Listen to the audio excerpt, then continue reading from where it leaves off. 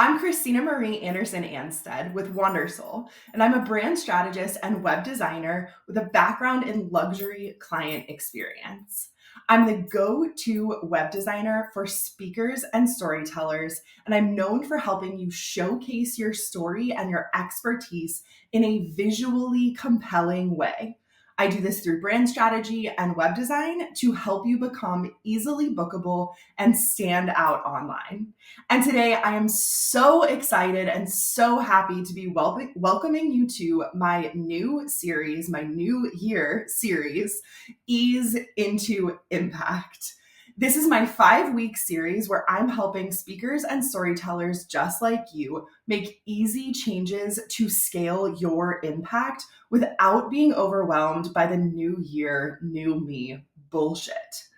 Lasting change takes time. We know this. And I'm here to provide you with advice and actionable steps to prep your speaking or writing business for an even more successful and more impactful 2025.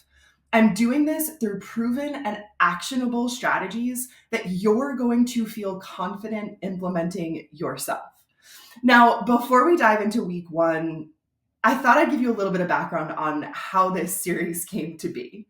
So I'm more of a new year, same me kind of person. But when it comes to my business, I really like to spend time over the holidays making changes, even if they're small changes. I want to make impactful changes that will make my new year look more like the year that I want to have. And I always assess what happened the year before and look forward to the new year to understand what I can do differently. And to be perfectly honest, every single year, I don't get nearly as much done as I wanted to.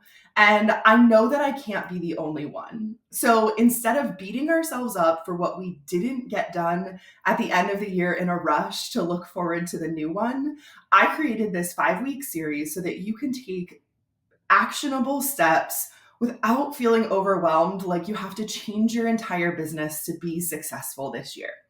So we're going to go through the 5 pillars of my process over these 5 weeks.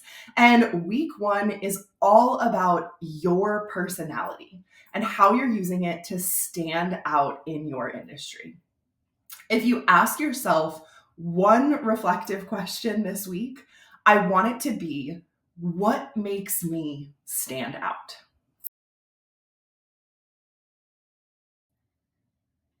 If you're not new to the world of speaking, of storytelling, of writing, you have heard before, and I'm going to reiterate it again, you are your brand.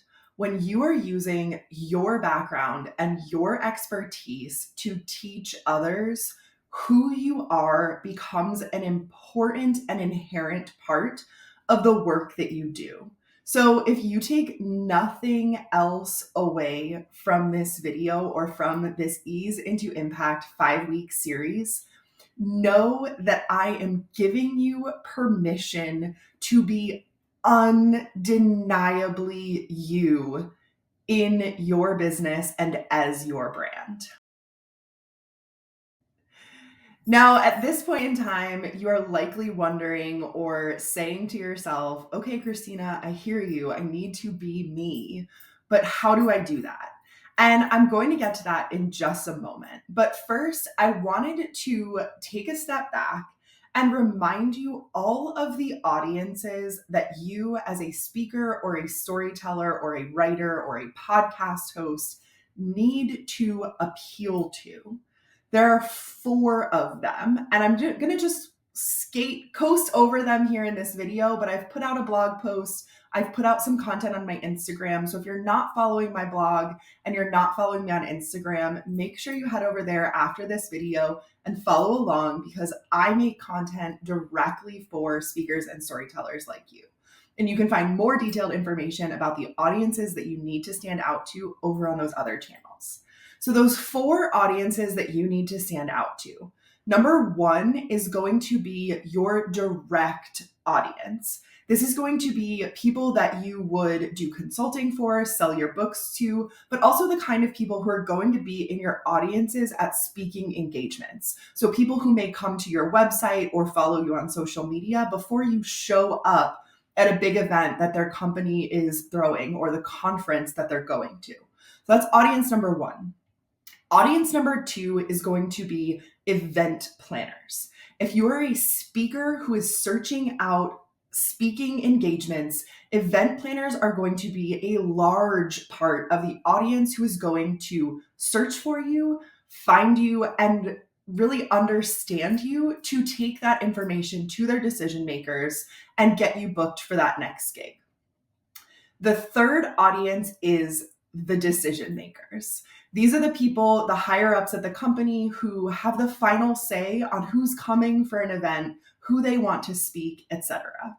And then that fourth audience that gets thrown in there as well, which may or may not be on your radar, is speakers bureaus. So bureaus who actually help get you booked. That's going to be a fourth audience that you want to make sure that your content and the personality that you're showing up as resonates with those four audiences. Now, infusing your personality into your brand is a very in-depth process that is exactly what I help my clients with in a paid capacity when we work on brand strategy and when we work on web design. So to do it all in under 20 minutes is a big ask. That being said, there are 3 specific areas that I'm going to focus on with you today so that you can start to see how these pieces fit together. The first one is your quirks. What makes you weird? And I'm talking really weird. We all have our individual quirks and the things that make us both relatable and memorable. And that's what I'm asking for from you here. So these days, we all know people love book talk. People love to read. Millennials love plants. Look at me. I love plants. It's actually has sort of become my personality. We all love our pets, right? Our cats, our dogs, our Highland cows. I don't have one yet, but maybe one day. But we know those things. Those are all over social media. Those are not the things that are going to make you memorable and relatable. So let me give you an example. One of the things that I'm doing this year is going to sound so silly, and a lot of people are probably going to be like, you're doing what? I was introduced to an absolutely delicious Brussels sprout salad over the holiday break. It is a spicy Caesar Brussels sprout salad with crispy capers and toasted breadcrumbs, and it is, I'm eating it every day for lunch this week, okay? I've made it 3 times in 2 weeks. Delicious. I love Brussels sprouts. One of the things that me and my friends like to do when we try new restaurants is if there is a Brussels sprout item on the menu, we always try it. So this year, I'm going to be incorporating Brussels sprouts into my content more. It makes me quirky. It makes me weird. It makes me relatable, and it makes me a little bit memorable. So those are the things that I'm asking of you. What are the things that are just a little bit different from the norm that you do or that you love? And what I would like for you to do, pause this video after I tell you this activity before moving on to the other ones. Make a list of all of your quirks. Now, the flip side of this is because you are your brand, sometimes it can feel weird to share everything. I fall firmly in that category. I'm not the kind of person who's ever going to be making a reel where I'm making my coffee in the morning. Like, I'm still waking up. You're not ready for me at 8 a.m. when I'm making my mushroom latte, okay?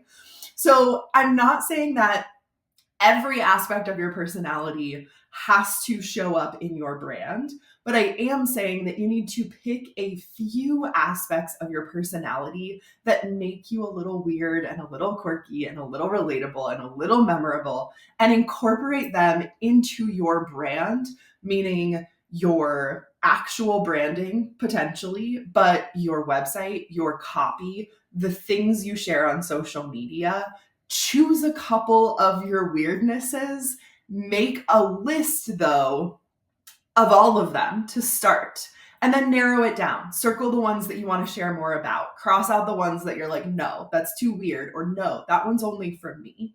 And then you can move on to the other exercises where we're going to talk about more how to incorporate those things into the brand itself. What makes you weird? Once you know your quirks, you can start to incorporate them into how you talk and what you talk about. So in this next part of the video, I'm going to talk a little bit more about your tone of voice and the language you use and the things that you're talking about. So let's kind of start right there at the end, the things that you're talking about. You want to relate your content, your personal content, back to those quirks that you've decided are worth sharing on a regular basis. So if you chose Brussels sprouts like me, I doubt you did because that is my own unique quirk. But if you did, I'm not saying that every piece of content that you make has to somehow relate back to Brussels sprouts. That's not what I'm after here. But what I do want you to do is, where there are places where it makes sense to add a little bit more of yourself, talk about those quirks.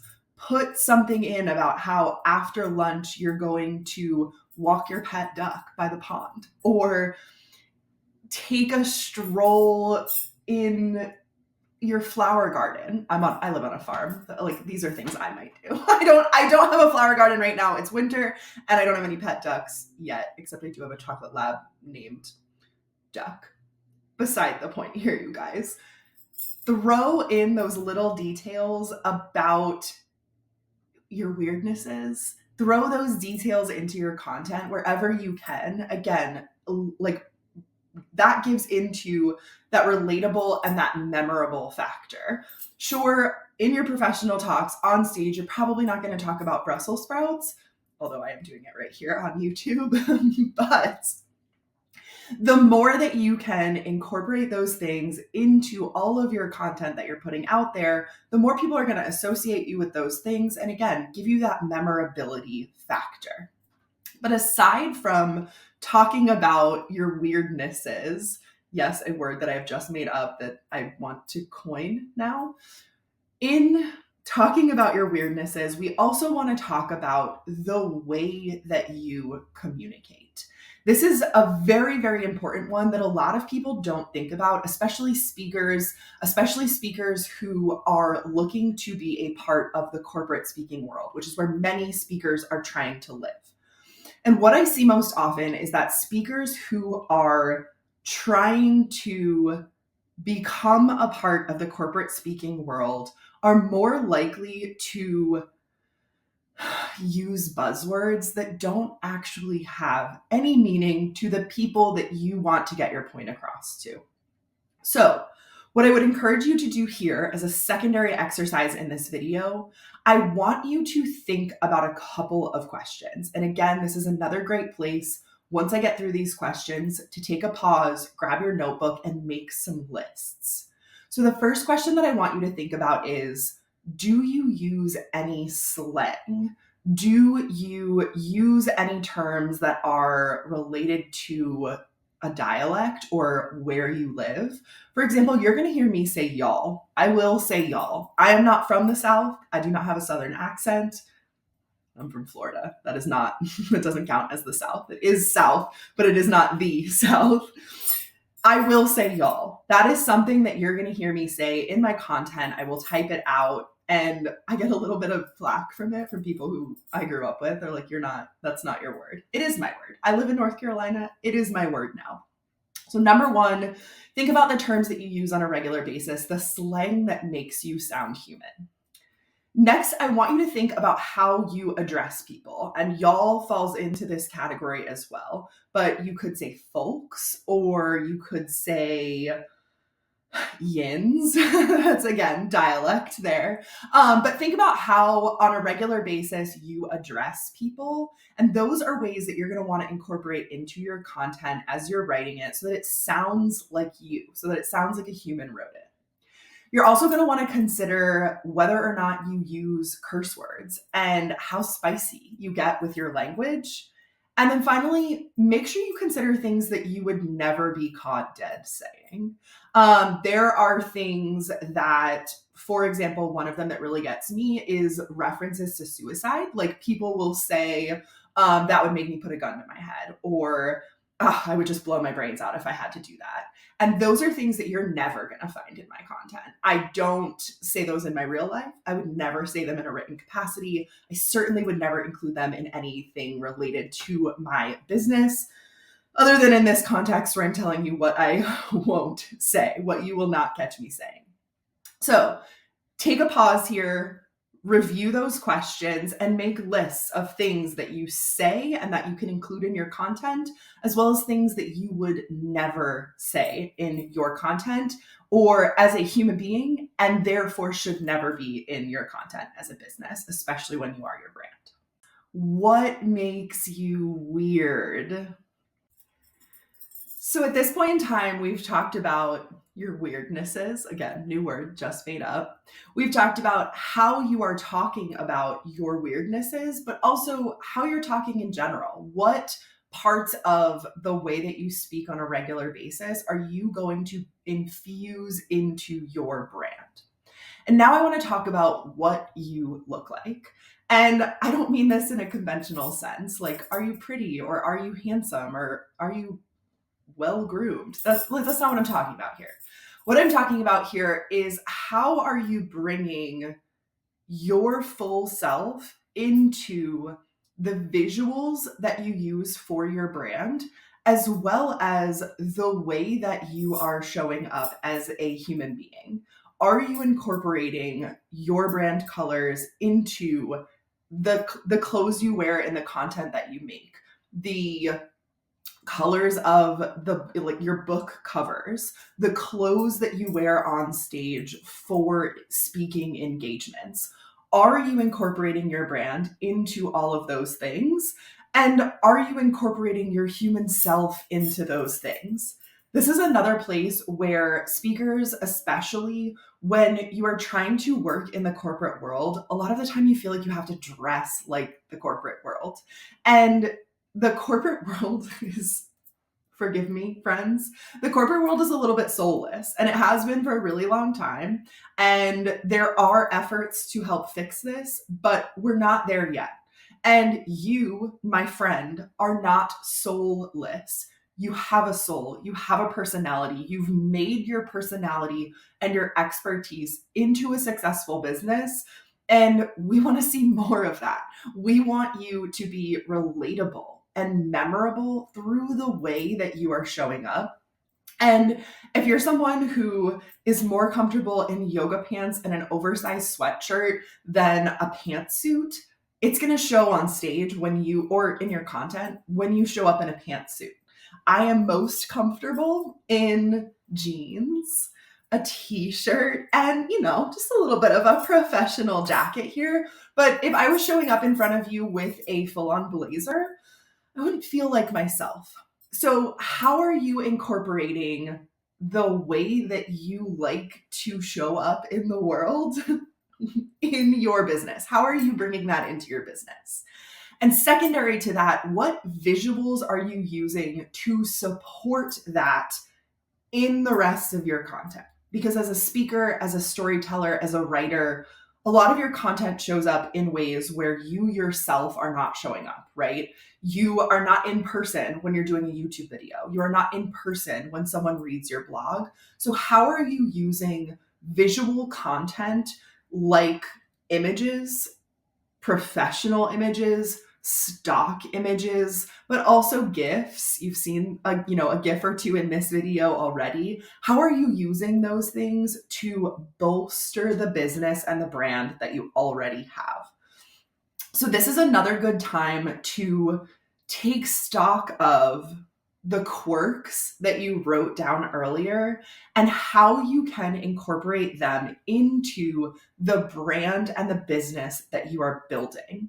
Find stock images. If you're not ready for a professional photo shoot, go to Unsplash, search on Canva, find stock images that are in your brand color palette that also support the way that you show up in the world and the way that you want to incorporate all of the things we've already talked about in this video. And find those stock images, save them, make sure that you kind of keep a running folder of the different images that you've used, because it's okay to go back and use them again, especially if you use them in a different or a novel way from the way that you first used it. So take what you've written down, the things that you think make you weird, and take a stock of how you can incorporate those visually into your content. And one really great way to think about this, if you're kind of stuck, like for me, I'm not going to just start like putting photos of Brussels sprouts in my content, just because that's something that makes me a little bit relatable and a little bit weird and a little bit memorable. Like, I don't think that I need to start just posting Brussels sprouts all over my website or anything like that. But one thing that you can do is, when you go to those stock image sites, instead of searching for images that are specific to Brussels sprouts or a noun, for example, let's choose a feeling. Choose a word that resonates with how you want to make people feel, and use images, pick images from there that match your current brand aesthetic or the brand that you're hoping to build, instead of just choosing images that are so very literal. At this point, it may feel like I've given you a lot to think about. So let me do a quick recap of what you should do over this next week while you wait for the next part 2 of Ease into Impact for 2025. Let's go over those 3 exercises again. Number 1, you want to figure out where your quirkiness lies. What are your weirdnesses? So take a notebook, write down everything that you think is a little bit weird about you. And I'm talking like brain map style, write absolutely everything you can think of. Then go back, circle the ones that you think would really resonate and make sense and make you relatable and memorable to your audience, and get rid of ones that you want to keep for yourself, things that you're just not really willing to share with the whole world. That's exercise number 1. Exercise number 2 is to think about how you can incorporate those weirdnesses into what you're talking about in your content, but B, ask yourself that list of questions. What slang do you use? How do you address people? What are things that you would say and things that you would never say? And then make sure that you're actually using those things as you write your content, as you think about how you're going to be showing up in 2025. And the third thing that I want you to do is take a look at the visuals of your brand, whether that's professional imagery, stock photos that you're using, photos that you're taking with your camera so that you can show some candid shots on your social media or even on your website, and think about how you can incorporate your weirdnesses and your personality and the things that make you stand out as a speaker in the visuals that you're using to support your brand. Now, the last thing that I'll kind of throw in here for you is make sure that you are not conforming to a specific subset of the world. For speakers, most of the time, this is the corporate world. You start to conform to what you think they're looking for. But I promise you that if you show up as undeniably you are going to be exactly what those 4 audiences that we defined earlier are going to be looking for. Thank you so much for joining me for Ease into Impact, helping speakers and storytellers like you feel confident making these actionable changes for an even more successful 2025. I'm going to be breaking some more of this content down over on my other social channels. So if you're not already, be sure to subscribe on Instagram or follow me on Instagram, subscribe to my YouTube channel, and also join my newsletter. I am going to be sending a weekly breakdown of all of the content that I've shared on this topic of your personality and how you can stand out as a speaker, as a storyteller, and feel even more confident in your business in 2025. Next week, if you follow along, you're going to see that part 2 of Ease into Impact is all about understanding if you actually have a brand. And that might sound a little bit of a weird topic to cover. Do you have a brand? But I promise you it is going to be so worth it. I'm going to be giving you more actionable strategies to make sure that you have a cohesive brand, because we are going to make you memorable through cohesion. Again, don't forget to follow along on Instagram, subscribe to YouTube, or join my email newsletter to get a full breakdown of all of the content that I share on these topics for Ease into Impact of 2025. Thank you so much for joining me, and have a fantastic day.